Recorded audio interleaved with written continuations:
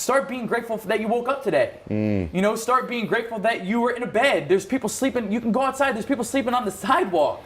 Like, how can you not be grateful? You know, so living in a state of gratitude and waking up and starting your day off with gratitude, you know, listing 5 things you're grateful for, thinking about 5 things you're grateful for, you'll notice that your mind gets in a rhythm. And at first it may be big things like, oh, my family, my house, whatever it may be, but then your mind will get in the rhythm and start thinking about the little things. The little things you're grateful for, like, man, I got good health, or man, I got food in the refrigerator, or you know, I got friends. You know, the little things. Your mind starts to just become grateful for the things around you, and you realize that the things you complain about on a day-to-day basis, in the grand scheme of life, they're not problems. Bro. We don't have problems. Like, man, you know what I'm saying? Yeah, like, I do, but you live it, and I think there's something powerful about people who are authentic, who actually walk the walk, that do the things they say they're going to do, which is what you do. And like, you're walking the walk isn't the same as other people because you have to walk differently. Are there days you're down?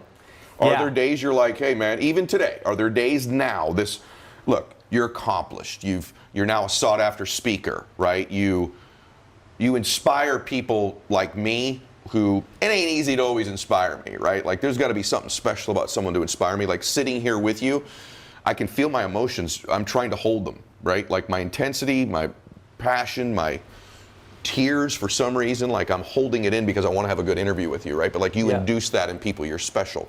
But are there days you're down? Absolutely. And I always tell people, I'm not the Energizer Bunny all the time. When you're in those low moments, embrace it. What are you feeling? How are you breathing? How do you feel? And realize that this is not a state I want to be in. So embrace that low time and be like, oh my God, I feel like poop. You know, I don't feel good. This is my low state. You know, these are all the things that I don't want to go through and the thoughts that I don't want to think about. And that's the thing, you know, embrace that time, embrace that state, and realize that, oh my God, I don't want to feel like this, and then get out of it. And the way to get out of it is start thinking positive affirmations. You know, start thinking about, because your mind can only think about one thought. So if you're thinking about something negative, you know, change that. I'm curious, what would you say to somebody who's going through their own adversity right now? If they could get advice, they get to sit here with you, go, hey man, I'm going through some crap right now. What would you say to them? I'm going through adversity. I would say, you know, realize that for the things that you may think you're disgusting, right, or may think are bad about you, are probably your biggest strengths and your biggest influences, because that was the case for me. You know, when I was at that low point, I was like, I'm disgusting. I don't want to go in public. I hate the fact that I'm born with no legs and one arm. It turned out the things that I thought were the most negative about myself, the most unattractive, disgusting, became my biggest empowerments and biggest influences. So people who are, you know, they're going through adversity, you know, embrace your difference. You know, it stands out. Embrace you. You know, embrace what you struggle with and what you're good at, and focus on what you're good at. And you know, I think it's about working on yourself. I do too. And people, I feel like people don't work on themselves enough. And if that's just like, hey, I'm gonna wake up 30 minutes earlier a little bit, you know, this week. You know, and pat yourself on the back, or I'm gonna eat healthy. You know, just work on yourself a little bit. And it's like you talk about the relationship you build within yourself. You know, people may not have that relationship with themselves, and they're looking to try to build relationships with other people. You need to start with you. You need to start with your relationship. So it's just like little micro steps, little stepping stones to becoming a better you. And that's what I say. As long as we're moving forward, you know, a little bit at a time, progression is winning. Beyond just wrestling, this guy ends up, I've watched this, by the way, we'll feed in some B-roll as you guys are watching this now. This guy's a weightlifter and a bodybuilder, and a really good one. We were talking off camera about our diets and training and the pros and cons of doing that. And it's interesting, but I just keep flashing back. I keep wanting to say this to you, but it's only when you tell me a story like that, or when you make that move, that I think about you like, oh, he does have that, because your spirit's so massive. Thank you. I just don't think about it, and it takes me aback that I don't, frankly, right? Like, you're a stud in every sense, man. Like a massive freaking champion in every sense. By the way, the Lord also wired you with this unbelievable ability to communicate your thoughts in a really passionate, intense, emotional way, which is why he's such a sought-after speaker. I put out all my goals. I put out all the things that I wanted to accomplish. I said, these are the things I want to accomplish. I don't know how I'm going to do them. You either support me or not, but this is what I want to do. So for the first year, I was posting these lifting videos with, you know, my buddies, and I was getting unfollowed, you know, hated on. Dude, we love your pranks. You know, why are you doing this? You know, how are you going to become a bodybuilder? You have no legs and one arm. Like, all this stuff. The same cycle. You know, when I wanted to be a wrestler, same cycle. So I was used to it. I was used to the people. You've seen this show before. And I was like, you. I was like, you guys are thinking this is a phase for Nick, but this is gonna be a lifestyle. I'm gonna crush this. So that's what I tell people. I was going into the gym and it was just trial and error, and that's life. You know, falling on your face and figuring out which approach works for you. Because I couldn't go in the library and say, oh, no legs and one arm, this is how you lift. You know, it wasn't there for me. Yes. So we would go into the gym and figure out, you know, how to work. Well, actually, the first 6 months, I wasn't even working this side. I was like, I don't need this side. You know, I'm just gonna bench press on this side, work this side. Okay. And then I fell in love with bodybuilding. I fell in love with the way it felt. You know, therapy. You know, the iron. This is the therapy. And so I was like, this is something that I really want to do, and you know, I don't want to do it half-assed. I want to do 100%. Yeah. So I need to figure out this side. So basically, it was just like going in there, which micro movements can hit this, you know, with the bands or with resistance, and how I'm going to activate that lat. Just going in and figuring out different ways. And my knowledge in nutrition got better, my knowledge in training got better, my physique started to change. And people are like, uh-oh, this. It changed big time though. What ended up Thank you. happening? Tell them what happened. I mean, one of the things that happened is you ended up being competitive in shows, right? So, Yeah. So I wanted to immersion. I wanted to basically just get in a better environment. In New Jersey, there wasn't much of a bodybuilding environment. Okay. So I moved to Tampa about 9 months ago.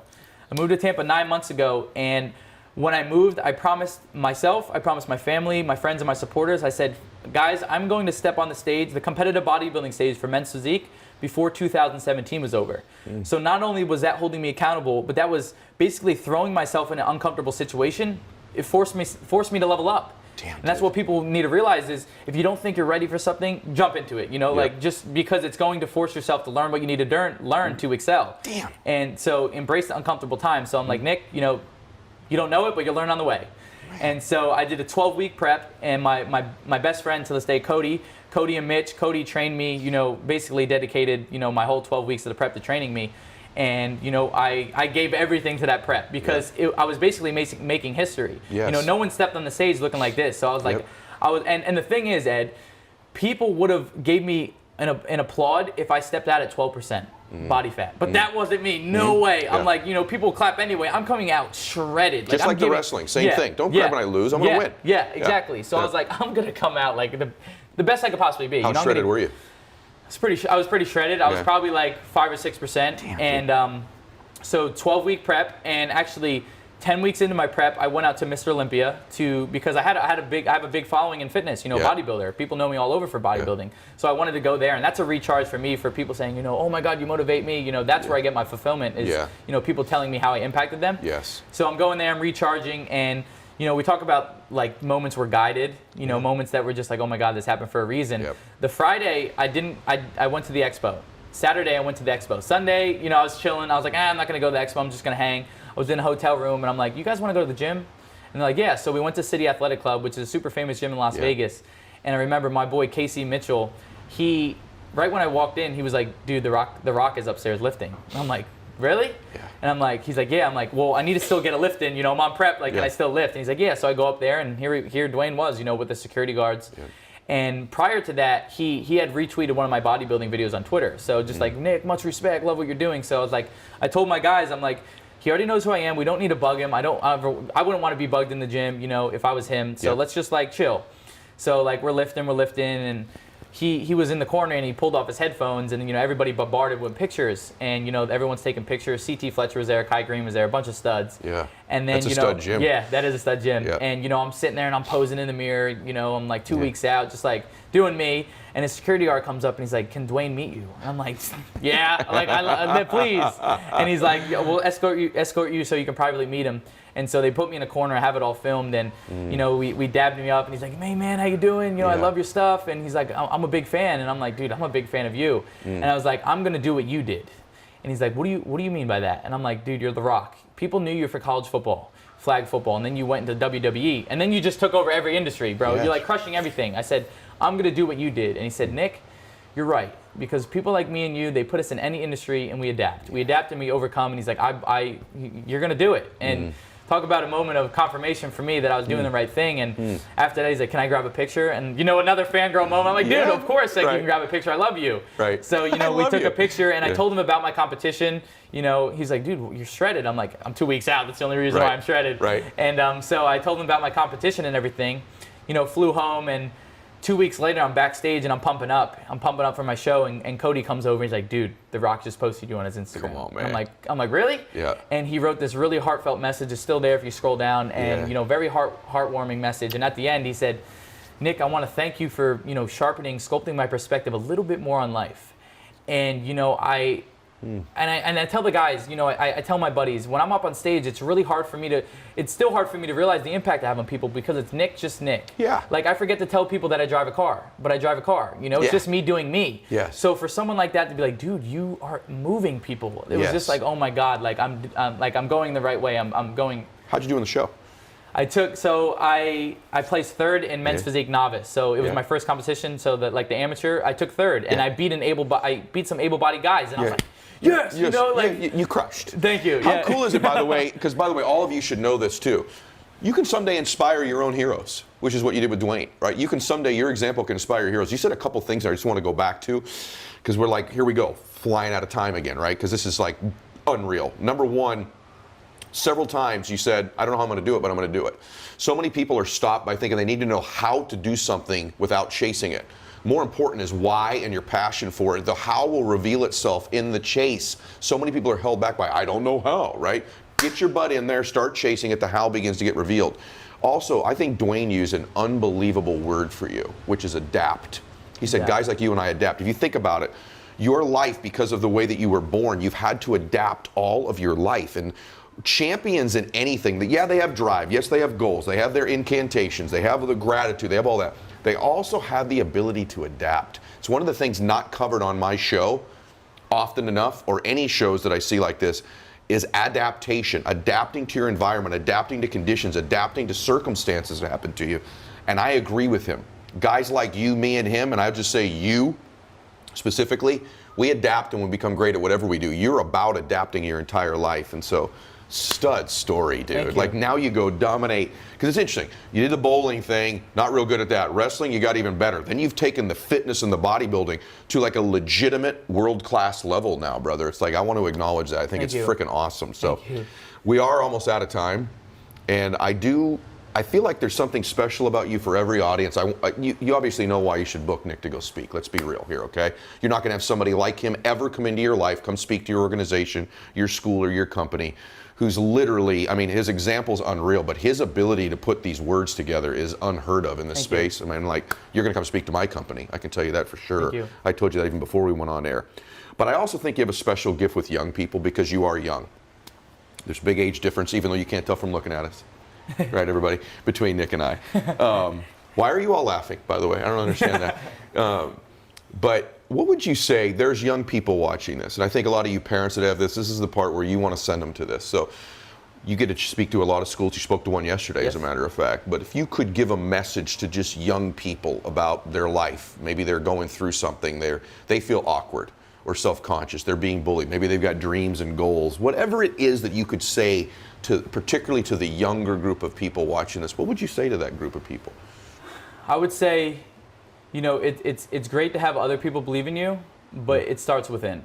Like, you need to be your biggest cheerleader. You need to believe in yourself, and whether that's, like I said, we said before, working on yourself a little bit, you have to do that for yourself, and that's the beauty behind it. The only person that needs to believe in you is you. The only person that needs to believe that you can obtain your vision or obtain your goal is you. No one else is going to do it for you. So be your biggest cheerleader and embrace being different. The sexiest thing you could be is different. Whether that's personally, professionally, in business, whatever it may be, being different stands out. So, that and follow what you love, because I say the majority of people are on earth dying. They're not living. They're working jobs they don't like, or they're doing things that they just don't enjoy.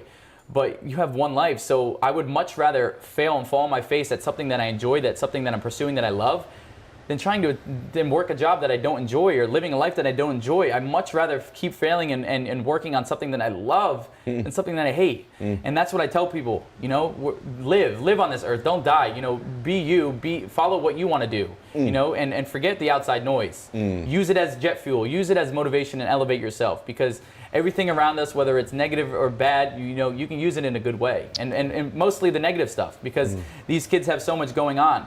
In their life, whether it's social, at home. I know it's not all sunshine and rainbows, but use that as drive. Switch that energy, because life gives us energy.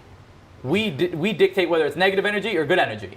We have that choice. So for them to realize that, you know, you are the architect of your life. You sculpt your life. So just follow your dreams, follow your passion, and like you said, it sounds so cliche, but you'll never work in a day if you truly love what you're doing. And that'll drive you more than anything. That why will get you out of bed on those hard days.